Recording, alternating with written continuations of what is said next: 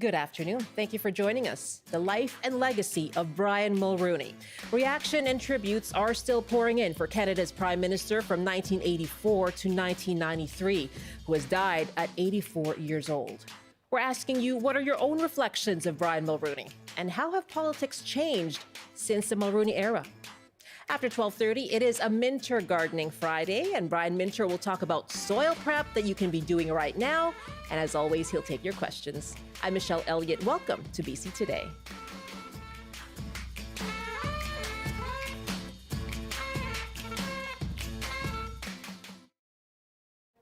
Thank you for joining us on CBC Radio 1, CBC Television, and live streaming on the CBC News app, cbc.ca/BC, and on the CBC Vancouver YouTube page. Well, Prime Minister Justin Trudeau remembered Brian Mulroney as someone who had, quote, the courage to do big things. Trudeau went on to say he was committed to this country, loved it with all his heart, and served it many, many years and many different ways. He was an extraordinary statesman and will be deeply, deeply missed. Mulroney was considered one of Canada's most consequential prime ministers, considering everything from stronger relations with the U.S. and the NAFTA trade agreement to the GST to pushing for the end of apartheid in South Africa. Mulroney took the Progressive Conservatives to power in 1984, following an election campaign that was defined by this debate with John Turner. That I had no option. Well, Truman, your next question, you please. had an option, sir. You could have said, I am not going to do it. This is wrong for Canada, and I am not going to ask Canadians to pay the price. You had an option, sir, to say no. That is from the English language debate on July 25th, 1984, one of the pivotal moments in Brian Mulroney's political career. Well, today, remembrances are pouring in from across the political spectrum. Conservative leader Pierre Poilievre said, I will always be thankful for his candid advice and generous mentorship to me personally. All Canadians are grateful for his immense sacrifice and the lasting legacy he leaves us all. NDP leader Jagmeet Singh praised Mulroney's environmental work, and he wrote, he made an important contribution to Canada, including protecting our environment, leading the world in tackling acid rain and banning chemicals that were destroying the ozone layer. Last night, former Liberal Prime Minister Jean Chrétien said he and Mulroney were opponents, but not enemies. And former Liberal Deputy Prime Minister John Manley spoke to CBC yesterday. So much of what we see now in political discourse is anger and finger pointing and ad hominem attacks. He rose above those and showed himself to be, yes, a political animal, but fundamentally a gracious and kind human being. We're asking you, what are your own reflections on Brian Mulroney? And how do you think politics have changed since the Mulroney years? You can call us 1-800-825-5950, 604-669-3733. You can hit pound 690 on your cell phone. You can also email bctoday@cbc.ca.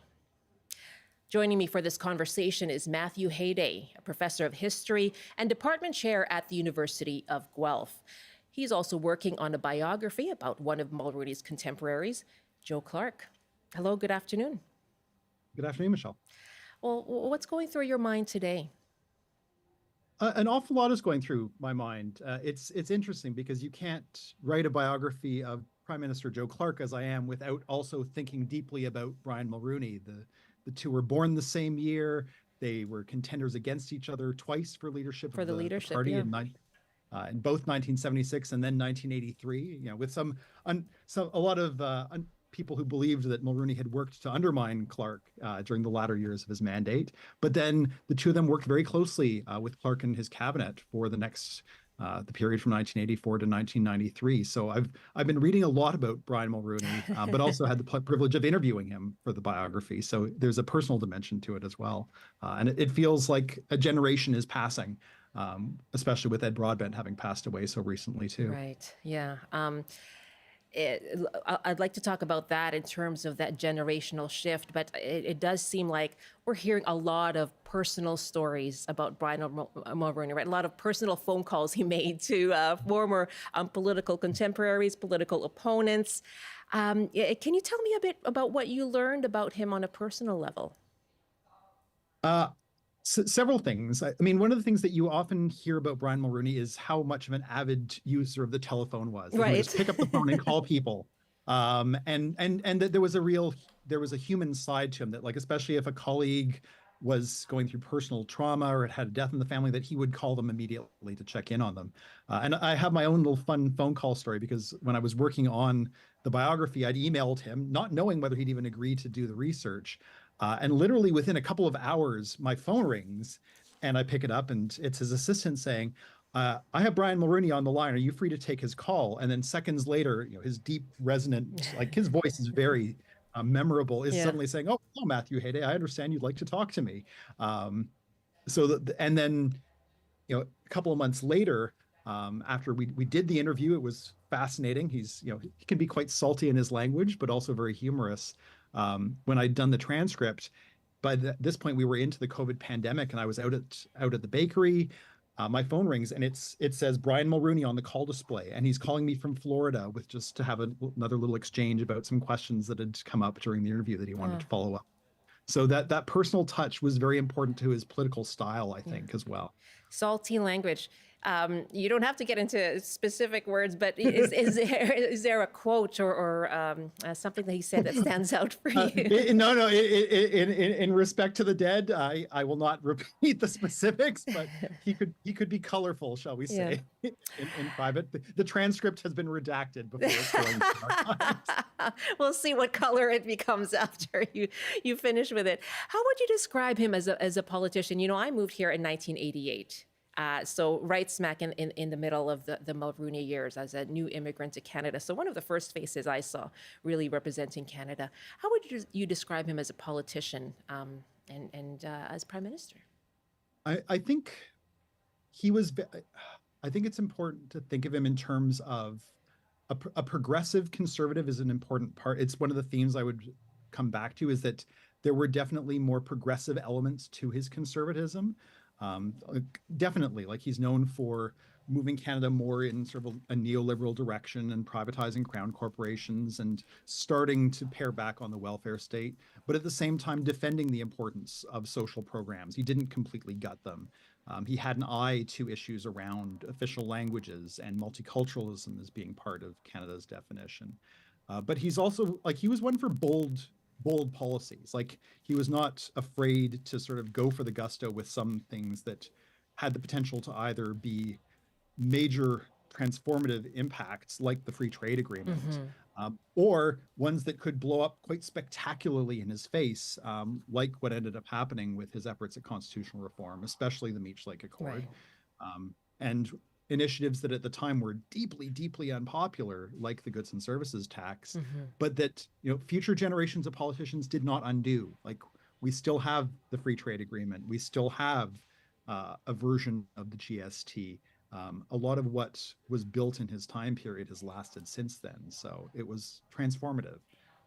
But there was also a certain amount of brinksmanship to it as well. Of almost like, I've been thinking today about that. There's a certain amount of, like, the union negotiator to him, or a union negotiation stance of, being willing to sort of throw, like, one of the quotes from the Meech Lake Accord was, like, he's willing to throw the dice and see where it landed. That could work out well from him, and being willing to go all in on betting that he could succeed. It did with the free trade agreement, but it could also blow up spectacularly as it did with the Meech Lake Accord. Creating really a national discussion in the process. Yes, absolutely. We're going to take some calls here as well, asking you what are your own reflections about Brian Mulroney, and how do you think politics have changed since the Mulroney era, those 9 years after 1984. Give us a call, 1-800-825-5950, 604-669-3733. You can hit pound 690 on your cell phone. My guest is Matthew Hayday, a professor of history, department chair at the University of Guelph, and had interviewed Brian Mulroney for a biography he's working on on Joe Clark. Let's take a call from Roman in Port Alberni. Hi, Roman. Welcome. Hi, good afternoon to you. Now, what are you thinking today? Well, the way he carried himself, Mr. Mulroney, I have to say, moments that captured my attention were every time he rose to speak publicly. And as with every human, he probably had a share of mistakes, but he seemed to be self-assured, without being arrogant statesman that I think we've had a long time for this country. Not waffling, not dithering, and not dilly-dallying in any way. I mean, you look at the NAFTA, you look at the GST, and you look at all the things that are still in place today, despite their troubles. That this is the key to being, I guess, a strong, powerful stateswoman, statesperson, is seeing around the corners or seeing over the horizon where people cannot fathom what will become of the decisions and the strategies that's in front of you. And I think he'll always be one of the most adroit and self-assured, without being arrogant, people I'll remember as leading our country. Roman, thank you so much for calling in. And thank you for this session today. Very well to hear this. It's good to hear from you. And we have an email bye-bye. as well. Bye-bye. Take care. Scott is writing us. Brian Mulroney was the greenest prime minister of all time. He completed the Montreal Protocol, stopping acid rain and protecting the ozone layer. He was environmental minister his environmental minister said in 1988 that global warming was the biggest threat to Canada. Governments since then have failed to live up to Mulroney's achievements on the environment.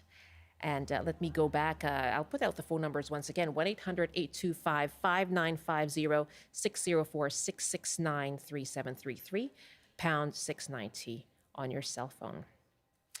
And Matthew Hayday, before we move on to more calls, I want to ask you about that. NAFTA with USMCA still, elements still in place, and as you said, the GST. So, can you just give us a sense of how of the significance of his impact and what of his handprints are we still seeing today? I mean, the free trade one is I think perhaps the most significant one in terms of the impact on the economy and the impact on the country. It's important to, like, in terms of, I'll give you the long history view very quickly. The Conservative Party was never the party of free trade. That used to be the Liberal position. And he had initially been reluctant about it when interviewed in the early 1980s. And then a Royal Commission report came out recommending free trade because Canada's economy was so vulnerable to when Congress got protectionist. And was recommending that it would be advantageous for Canada's economy to move towards some form of sectoral free trade. And his government decided that they were, in fact, going to try to pursue this. And it was hard. Like, Canada sort of came not quite cap in hand, but it was Canada requesting the free trade agreement with the United States. President Reagan was open to it, but Reagan didn't have a lot of clout with Congress. And it was like 11th hour negotiations in the fall of 1987, where it looked like Canada wouldn't get a fair dispute resolution mechanism. And Mulroney recalled his people and basically was willing to walk away from the table. And then ultimately the United States agreed to the terms he was looking for, and they got the deal. But it was deeply controversial. Like, you don't often see single focus elections, as was the case in 1988. The Liberal ads in that election were had this image of a blackboard with the Canada-U.S. border, rubbing off the border, arguing that this was going to basically eliminate Canadian sovereignty. Right, I remember that, yeah. It was a huge, huge deal. And people were not convinced that this was going to be beneficial to Canada. And then it was expanded to Mexico, of course, with NAFTA. And the Liberals were initially opposed to it. But then, once in office, they defend it. And I think I found it really interesting a few years ago when the Trump government was threatening this deal, that suddenly all the political parties thought that this would be disastrous for Canada and its economy. So it's interesting how what had once been a very partisan issue has now just become accepted as part of the fabric. Now, of course, some people critique free trade and argue that it's had detrimental impacts on certain Canadian sectors of the economy, but the broad-based acceptance of it has been fundamental. Same thing with the GST, that at the time, loathed. Like I remember I was a kid, I went to a Blue Jays game at Skydome, and during the 7th inning stretch, they were chanting, "Hey, hey, ho, ho, the GST has got to go." Like there was palpable anger about that tax. But again, it's one of those taxes that has been maintained in various forms and seen as necessary by different governments. I mean, the fact that he was willing to impose a tax again, the idea that you would need be open about revenue streams and perhaps finding ways of funding things. I'm starting to editorialize a bit more than I should, but these are long-term impacts that he had. And I liked what your earlier caller had to say about his confidence around certain issues. And one of the areas you saw that was other aspects of foreign policy. And his commitment to fighting the apartheid issue is also something that is a big part of his legacy. I'd love to get to that in a moment. Certainly something that we need to talk about because it is such a big part of his legacy. Let's take another call here, though. Winnie is on the line in Vancouver. Hi, Winnie. Hello. Yes. Hello. What are your own memories? So I call because I wanted to share this. That many years ago, I was a young reporter in my 20s working for a Chinese language TV station in Vancouver called Cafe TV that no longer exists now. And the president for our organization at the time was able to set up an interview to interview Mr. Mulroney. And guess who they assigned? They assigned me to do the interview. The cub reporter, yeah. I know, but at the same time, we were all new immigrants from Hong Kong. I think that was the wave of the Hong Kong immigrants at the time. And Chinese media was a very new thing. And my experience with Mr. Mulroney, not having a lot of experience in politics, he made everything very normal, including embracing multiculturalism. So I always have this really fond memory, even though negative news started coming out later on about Mr. Mulroney, but to a lot of the Chinese population, especially myself and including myself, he's the first person to bring us into the multicultural Canada. And I could actually say multiculturalism 100 times when I sleep in my sleep talk because that was such an experience. And what was even more fun was about 10 years ago, I'm a grown woman of a child who's in college. We bumped into Mr. Mulroney in Toronto in the Yorkville area. Oh.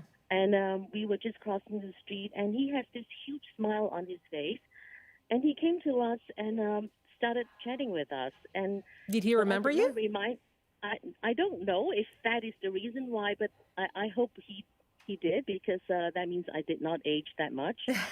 But even if he didn't, it's just that friendliness, that smile. And my son was forever impressed by this very amazing statesman who was so gracious, talked to two visitors in Toronto, and we just shared a lot of love, and we left it there. And so when I heard the news yesterday, it was very sad to know that such an amazing person passed away. I certainly missed him and my family for sure. What a lovely story, Winnie. Thank you so much, Michelle, for letting me share this with your audience. I'm very happy to hear from you. Thank you for your time. Great. Thank you. That's Winnie joining us from Vancouver. It's 12:24, 1:24 in the Mountain Time Zone. You're with BC Today. We're asking you this half hour, what are your own reflections of former Prime Minister Brian Mulroney? How do you think politics have changed since the Mulroney years? You can call us 1-800-825-5950, 604-669-3733. You can hit pound 690 on your cell phone. My guest is Matthew Hayday, a professor of history at the University of Guelph and department chair there, also working on a biography of Joe Clark. We have quite a few emails here as well. Hugh writes, people are correct when they remember the contributions he made towards South Africa and the environment, and they're right to remember him as a friendly and personable individual. But he brought Thatcherism and Reaganomics to Canada. He killed off the federal co-op housing strategy.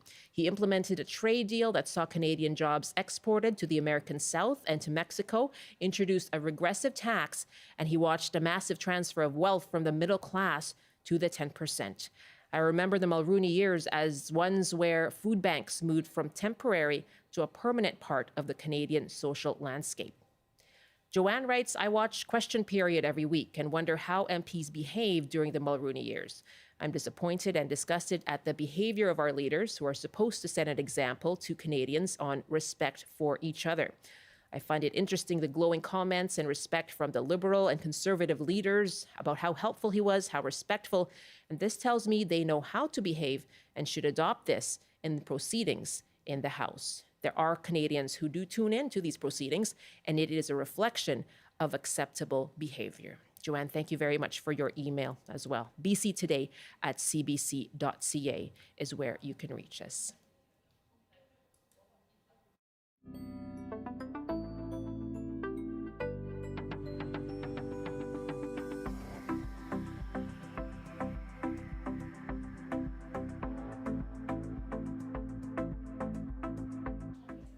And we are taking your calls on the life and legacy of Brian Mulroney. Bill is joining us now from Vancouver. Hi, Bill. Welcome. Hi, thank you very much. I have a funny story to share. Brian Mulroney had a great sense of humor. Back in the early 80s, I was getting married, and as a upcoming groom, I was thinking of material for my speech to everyone at the wedding. And I wrote to, weeks before the wedding, I wrote to the Prime Minister and invited him to my wedding. And I received... Just on a lark? I received one note from an assistant that said the Prime Minister is delighted to take a look at the date, and we've put it aside as a hold. And then a few weeks later, almost 3 weeks before the wedding, I received a letter from him that said, I'm absolutely delighted to attend your wedding. Mila and I are very excited. Unfortunately, we have something on that exact date, but thank you very much. And I just did it. And, of course, I read that to everyone at the wedding, and everybody fell over with laughter. I bet they did. Oh, my goodness. Do you have that letter still, Bill? I have the letter at home, yeah. Oh, thank you for the laugh. That's a great story. Okay, thank you. Take care. Oh my goodness, what a story. There's someone who just had the gumption to write to Prime Minister and invite him to his wedding. Thanks for the call, Bill. Let's go back and wrap up with our guest here. And as a political scientist, there are two things we do have to talk about as well in terms of Brian Mulroney's impact. And that, one is while he leaves that significant impact, you heard the reservations about, his impact on housing and about free trade, but also those allegations around the Airbus affair. What impact do you think that had on his time in office? It's interesting. I mean, one of the things I've been saying about Brian Mulroney is his legacy is complex. There are things that you can definitely praise, but there's sort of a haze around some of them, including some of the allegations of financial impropriety, like that scandal. There was allegations about whether there was potentially some shady dealings that got him the leadership in the first place when Clark was pushed out. And I think that it's a thing to take away is that our politicians are human, and they're going to have a mix of the good, the bad, and the ugly. I don't think that we should necessarily be putting them up on pillars as saints, but they're not necessarily the demons that we think they are either. And one of the things I've in studying him over the last several years, my childhood impressions of him growing up in a Trudeau liberal household were not positive ones. But I've come to have a much more nuanced appreciation of the different types of contributions he made, while acknowledging that, yes, that these were difficult. There are negative impacts that came out of his years in office, whether over trade, over cutbacks to programs, over privatization. It's not entirely rosy, but nor is it entirely negative. And as we wrap up, you touched on his push to end apartheid in South Africa. He traveled to South Africa upon the death of Nelson Mandela. And at the time, he spoke to CBC's Peter Mansbridge, and he was asked about why he was so passionate about that cause. And he replied, if Canada, a middle power, doesn't stand for human rights and the defense of human rights and individual liberties, what do we stand for? It occurred to me that Canada's support for Mandela was rather tepid and inconsistent with our fundamental values. What are your own reflections about that and him taking on a strong stance at that time? How difficult was that for him? It was quite difficult because he was going, but neither Margaret Thatcher nor Ronald Reagan wanted anything to do with it. They thought that Nelson Mandela was a communist and not to be trusted. And to have Brian Mulroney constantly coming back at Commonwealth meetings and meetings of La Francophonie and meetings of the G7 and constantly putting the apartheid issue on the agenda as a country, as a middle power, even, not even a particularly strong power, but one that had the ear of those leaders to try to continually push for action, I think was quite significant. And I know that Canada, through those years, Canada was also doing what it could with limited access to levers of power that it did to try to support actors within the anti-apartheid movement within South Africa, both Brian Mulroney and Joe Clark. And Nelson Mandela recognized that when he was released from prison, there's a reason why he came to Canada before he went to the United States. And it was in recognition of the work that Canadians had done to try to support changing the regime in South Africa. Matthew, there's a lot to go over. I really appreciate your taking the time to do that with us and speak to the legacy of Brian Mulroney today. Thank you so much. It's been my pleasure. Thank you. Matthew Hayday is a professor of history and the department chair at the University of Guelph. He's working on a biography of Joe Clark.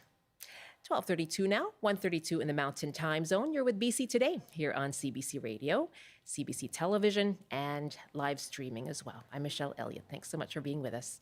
And coming up in our next half hour, we will take your gardening questions to our gardening columnist. Brian Minter is waiting in the wings. That's coming up after the CBC News Update with Robert Zimmerman. Good afternoon. Police are now confirming the fire that destroyed a Port Coquitlam elementary school was human-caused. The fire back in the middle of October forced about 500 students to nearby schools. No suspects have been identified. Kelowna RCMP are asking people to stay away from the Gillard Creek Forest Service Road. Police say they were called to an incident at around 8 o'clock this morning. Few details have been released, but Mounties say the event is still unfolding and there are suspects outstanding. And the Body Shop is closing about a third of its stores in Canada, including 3 here in BC. The company is seeking to restructure the business under bankruptcy protection. It did not say how many employees will lose their jobs. And now the forecast on the North Coast, mainly cloudy this afternoon with strong winds and a high of 3, highs to -19 and mainly cloudy in the Peace. In the central interior, including Prince George, a chance of flurries with a high of -7, highs to 4 degrees with a chance of flurries and a bit of sunshine in the Kootenays.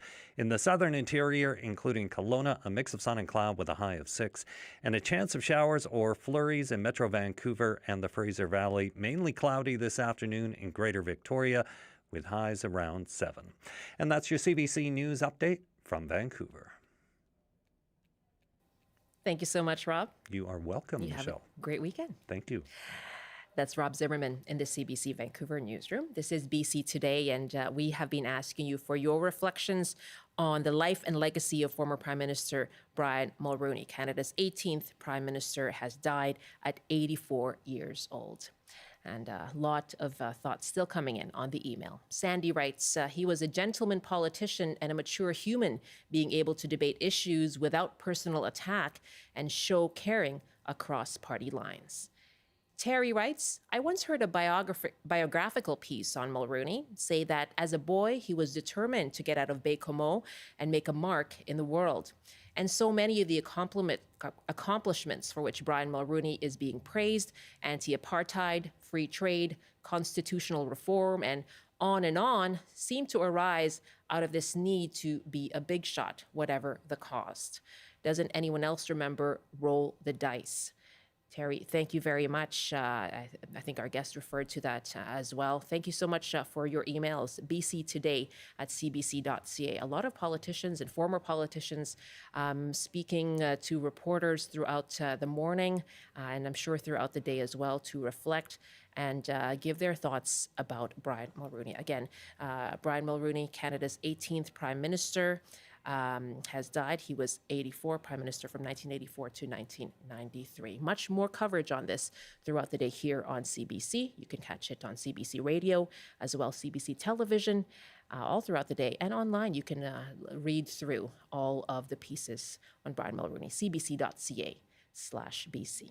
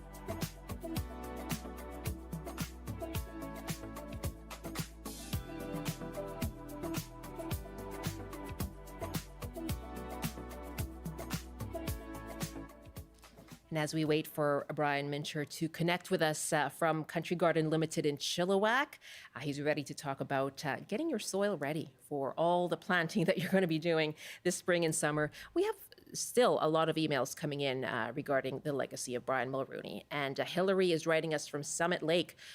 I most admire Brian Mulroney for his strong stance against apartheid and the implementation of sanctions against the South African government of the day. He was also instrumental in supporting the international community to ban South Africa from international sports due to their refusal to include Black athletes on their teams. His strong advocacy helped lead the eventual freedom of Nelson Mandela. I recently published a book, Mini Saga in South Africa, which documents Brian Mulroney's efforts in this regard. And Hillary goes on to write, he was also strongly environmentally, particularly in his efforts against acid rain. He leaves a remarkable legacy and can be supported by people from all political stripes, as has been evidenced by Elizabeth May's remarks, among many others. I did not support all his policies, but I still admire his strength and courage. Hillary, thank you very much. Again, you can keep writing us, bctoday@cbc.ca. 12:38 now, 1:38 in the Mountain Time Zone. You're with BC Today, and it is a Minter Garden Friday here on the program. And today, Brian wants to talk about not quite planting, because it's not quite time yet to do that, but it is time to prep your soil. And so Brian has a lot of tips for you on that. And as always, he is ready to take your questions. So you can give us a call, 1-800-825-5950, 604-669-3733. You can hit pound 690 on your cell phone. By email too, it's bctoday@cbc.ca. And Brian joins me now from Country Garden Limited in Chilliwack. Hello, Brian.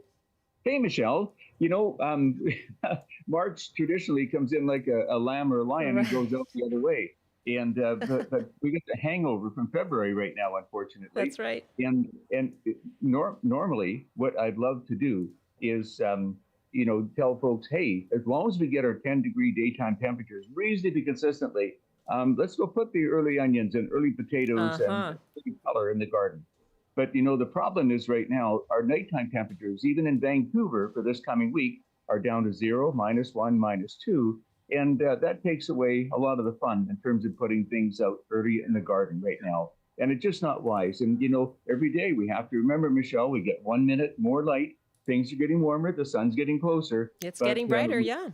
We are just having these little hiccups of weather and frost at night. And, so rather than jump in and do everything, I think we should focus on one thing, and that is getting all our soil prepped ready for the season to come ahead. And, that's one of the most important things. I always say, planting doesn't take very long. Getting the soil ready to plant takes a little more time. And there's just 3 or 4 things, Michelle, that I think are awfully important. Number one is go into your garden area. And by the way, if you don't have a garden area, choose one where you're going to get the sunshine from about 10 o'clock in the morning till 4 or 3 in the afternoon. That is your quality sunshine that's going to make all the difference in how your garden is going to grow. That's number one. Number two is if you have kind of a wind area, windy area, whatever you can do to mitigate the wind. That wind is very cooling, as we all know. Yes. So if you can mitigate the wind, plant a hedge, whatever, do something to stop the wind. And number three is getting the soil ready. And this is where many folks are just not quite sure what to do. Number one is go and look at your soil. And I always say, pick up a handful of wet soil, squeeze it as hard as you possibly can, then open your hand, and with your thumb, you should be able to crumble the soil and it falls apart nicely. Most of us are going to end up with a mud ball. It's just not going to collapse. Yeah. So what we have to do is solve that problem. Number one, we at our gardens 45 years ago used sawdust, fir, hemlock, sawdust. An agrologist told us to do that, and it made all the difference in the world. If you can't find sawdust, fir or hemlock bark mulch, it's ground up, so it's very fine. It's like soil. And those two things will open up and give you more porosity in your soil. So when you do give that little squeeze test, it's easy to open up. And all you need is about 4 or 5 inches worked into your soil. And I have to tell you, Michelle, it makes all the difference. And then next thing is let's get our organic matter back into our soil. Now, most of us have compost, and thank you for doing that, everyone.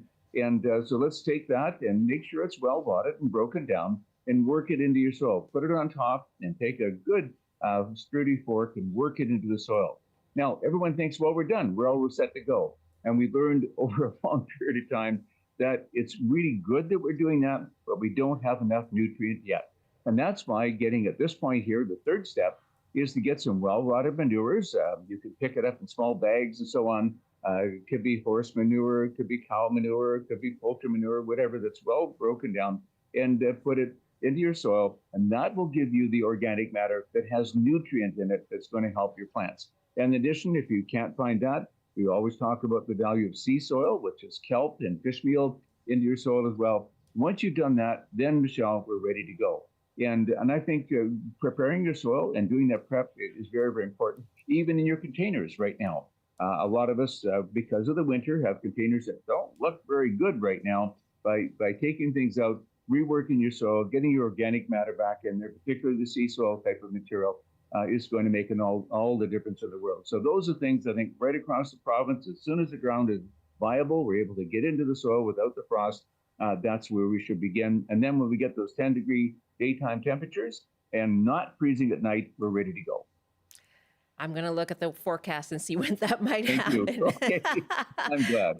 Brian Mulroney is with me, of course, our longtime gardening columnist here on the program, and he's taking your questions as well. 1-800-825-5950, 604-669-3733. You can hit pound 690 on your cell phone.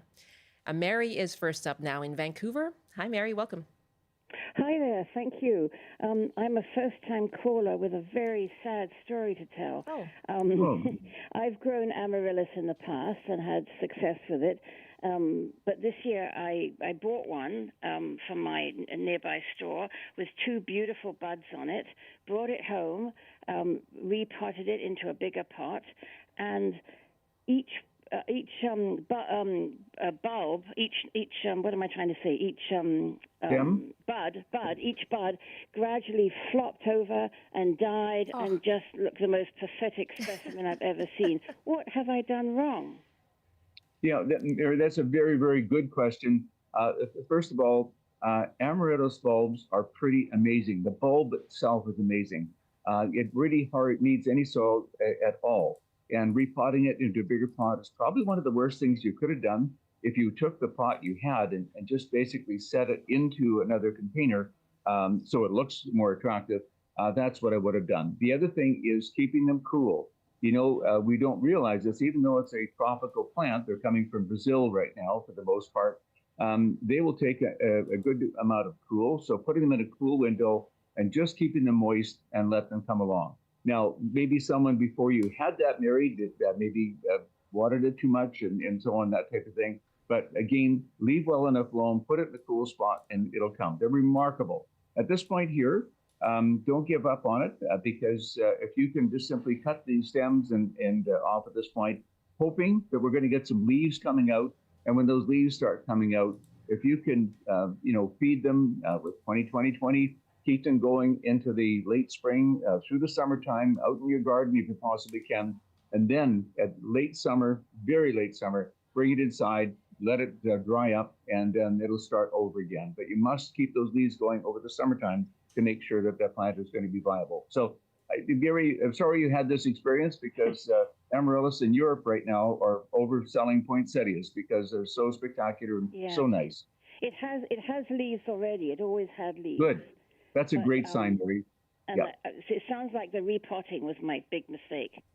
Honestly, I think so. Yeah, please. So shall I leave it in this pot now? It's a bigger pot with some compost in it, or should I put it back into a smaller pot?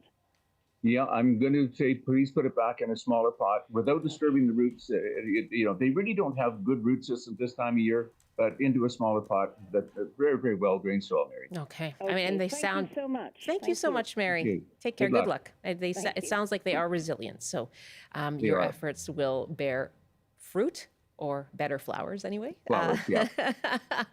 Alan is up next in Burns Lake. Hi, Alan. Hi. What's your question for Brian Minter? I got a huge Saskatoon bush, and it's growing way too high. It's like 20 feet high. Oh, wow. Yep. I just wondering when I want to trim it down, and I don't know when to trim it down.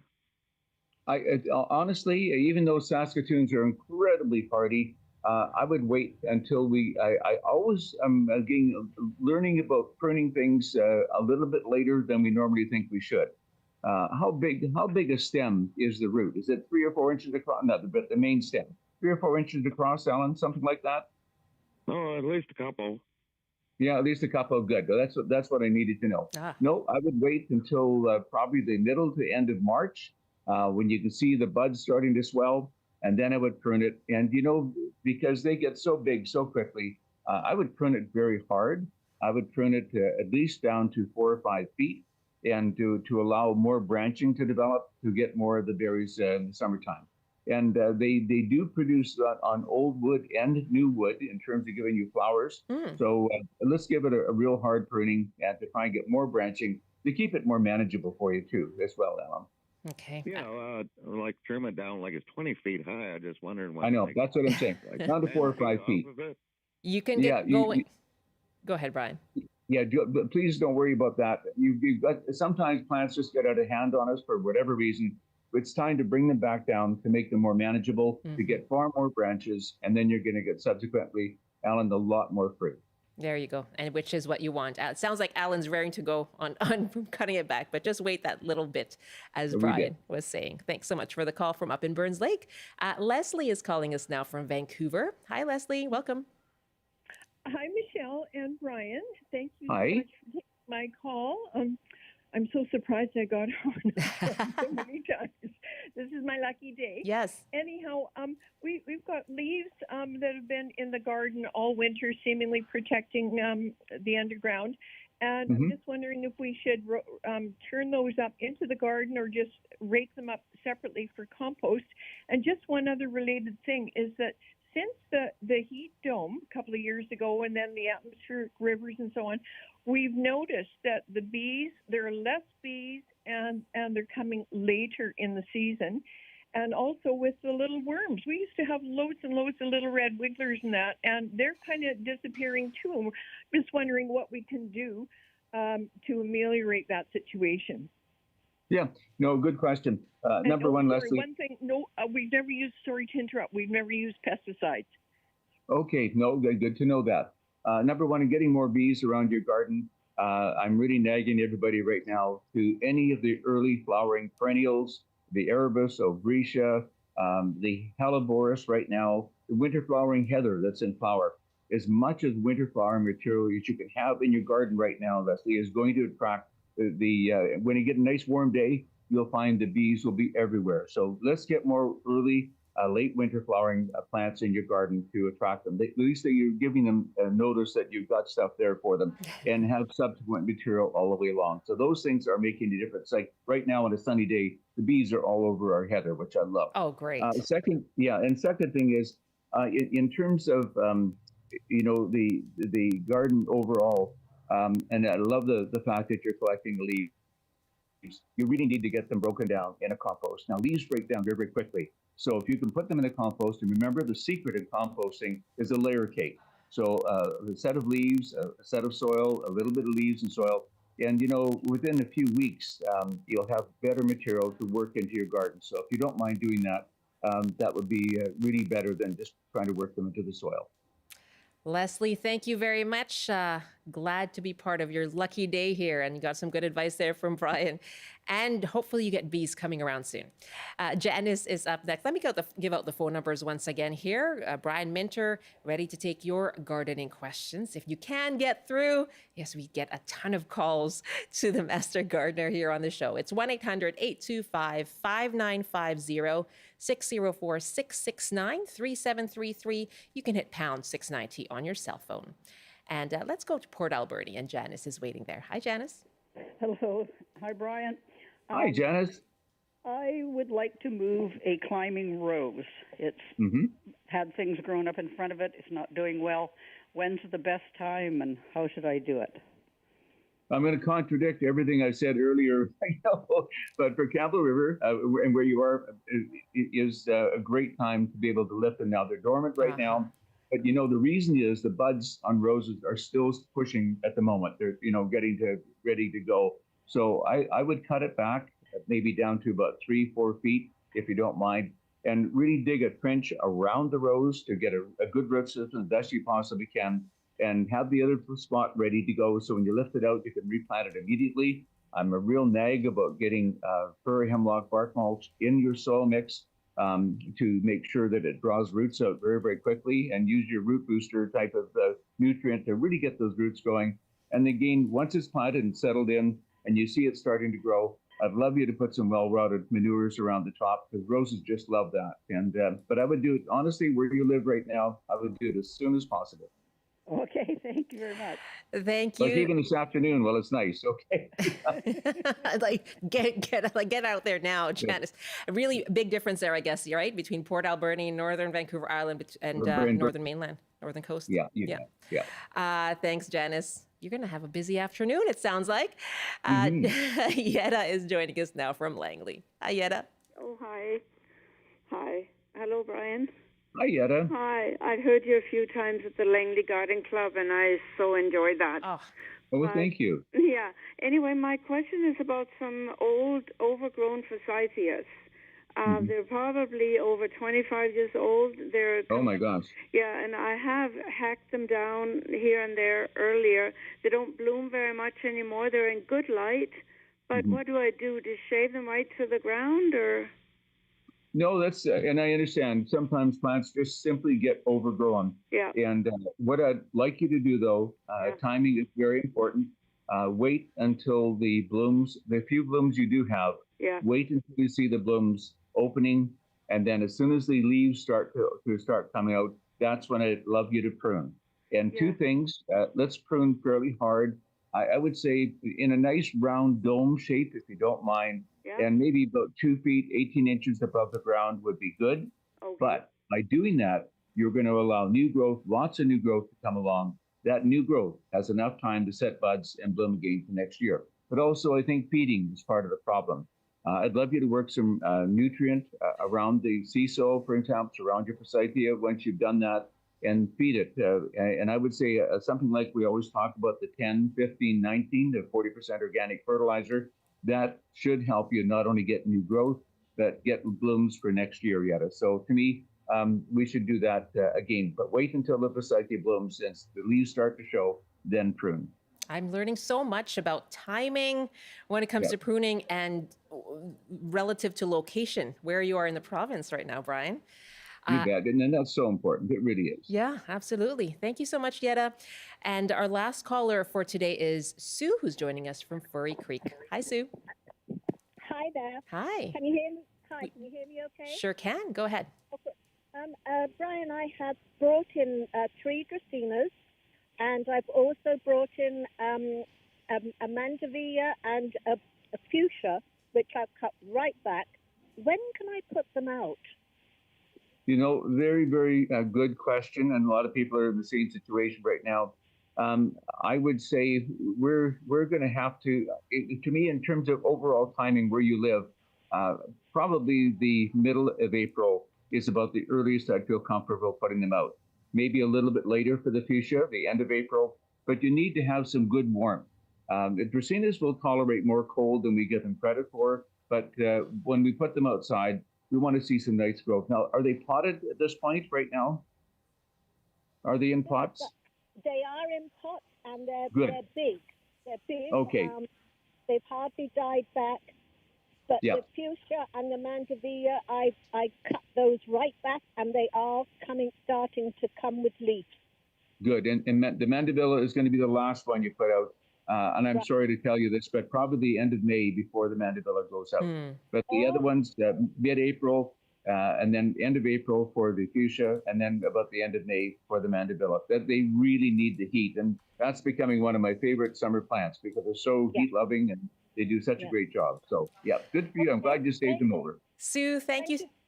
Thank you. Oh, thank you very much. You have a great weekend. Thank you. I'm going to squeeze in an email question here because this is once again related to when to prune.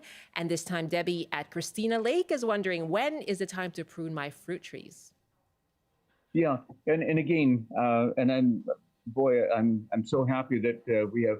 I'm just devastated by the losses in the Okanagan right now. Yeah. Because of that horrible winter, and I'm glad we've got fruit trees that are going to be okay. But as soon as I see the growth, I want to see the growth starting. The buds swelling, it would be a good time to be able to do that, and just as the sap begins to flow. So I would say we're close to that right now when we start getting, because of our very mild winter, except for the cold spell. I would say any time right now would be a good time. Once you see the buds starting to swell and life coming into the tree, let's get that get that done as soon as we possibly can. Sure, nice to hear. You're right. Debbie, thank you very much. Looks like 10 degrees next Thursday. I don't know what the low will be, but... there you go. Watch the low. You got to watch both of those. That's right. I'm on the edge of my seat. Brian, we all are. Have a great weekend. Thank you so much. Take care. Take care. Brian Minter is our gardening columnist here on the show. He, of course, joined us from Country Garden Limited in Chilliwack, and he'll join us once again in 2 weeks from now. This is BC Today.